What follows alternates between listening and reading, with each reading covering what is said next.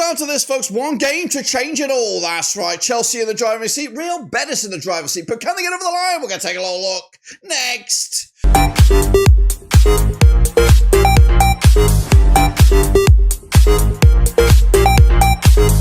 That's right, folks, back once again with another video today. It's all about the Europa Conference League semi-final second legs, and we'll get to that in a second. Of course, if you're new, where you been? Smash your subscribe button. Subscribe for Blackburn Rovers, Conference League, World Football. We're going to here under one Rooski. That's right, Chelsea making light work of it in the first legs, but can there be a bit of a surprise in the second legs? Well, we'll have a look at that, of course, in a second. If you're new, where you been, hit the old subscribe button. Subscribe for Blackburn Rovers is right here. And a big shout out to the patrons and their members. You know who you are. What we're going to do now, though, is revisit those predictions from the last time around, and then, of course, kick on forward to those illustrious second legs. So sit tight, hold on. Let's get into it then, shall we? And have a look at this. It is the Conference League, and we're now getting into the penultimate match before the final. That's right.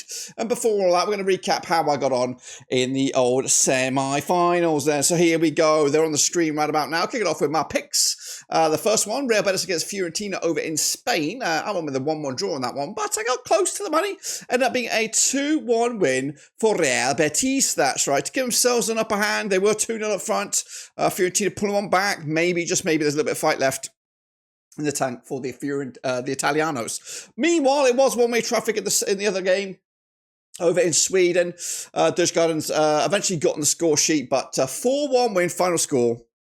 Oh, the 3-1 win for Chelsea. And they do look good, they look comfortable, and they should be in this final, if we're going to be honest with you. They came flying out on top of the blocks in the league phase, so we were all expecting this to happen, but is there an argument is there any need for the second leg to happen over in Stamford Bridge? Probably not, but we've got to do what we do. You never know. You might get a stupid red card, and then maybe opportunity knocks for Djurgårdens. There's hope in everything. So into the second legs we go now, of course, and the venues have been switched. That's right. Both matches taking place on Thursday, May the 8th, just around the corner. So, of course, let's get into the deep end and have a look at these two then, shall we? Of course, they'll kick it all off with our trip to Italy. That's right. Fiorentina is the venue, of course, coming at you on the 8th of May. That's right. Again, they've played each other 3 times now since 2014. 1 win for Fiorentina. There's been 2 wins for Real Betis, and there's been no draws thus far. Let's roll back the years, or roll back the days, back to the league phase, where Fiorentina did finish 3rd in those league phases, where Real Betis did finish in 15th spot. And coming into this, Fiorentina now on the back of a defeat. That's 67% form for them right now, just 1 defeat in the last 6 matches. So against Real Betis, we're coming into this now 3 wins on the spin and unbeaten in the last 4, and just 1 defeat in the last 5 matches. Now, of those 3 matches, Fiorentina have just the 1 win. It was a 2-1 win. They scored 4 goals in total, picking up a 1.33 goals a game on average. Now, Real Betis on the flip side, they've got a 3-1 win on the record. They've got 6 goals against Fiorentina, averaging around about 2 goals a match. Now, the last time they played in Italy, well, they've never played in Italy, so that's an absolute elephant in the room there. Of course, all the games have been in Spain, so whether or not this could provide a different kettle of fish for Real Betis, we'll have to wait and see. Coming into this, though,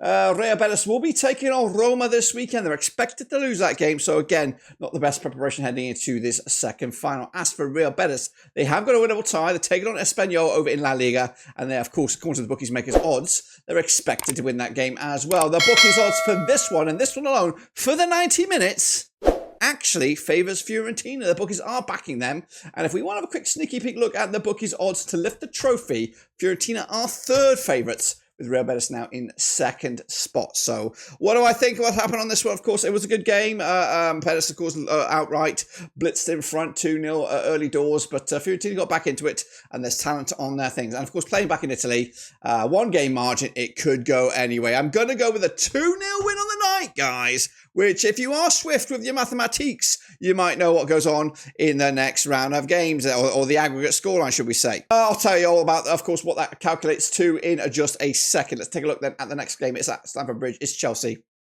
against Djurgårdens, of course, and Chelsea look in the driving seat. They did finish top of the pops in the league phase. That's right, with 18 points, yet to taste defeat.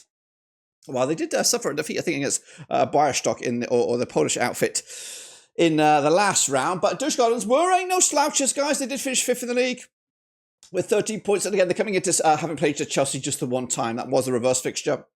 It was a comfortable win, 4-1 for Chelsea over in Sweden. Of course, Chelsea again looking good, both domestically and in Europe. 3 wins on the spin for them right now, just one defeat in the last 6. Djurgårdens, though, coming into just 2 wins in the last 6. That's on 42% form.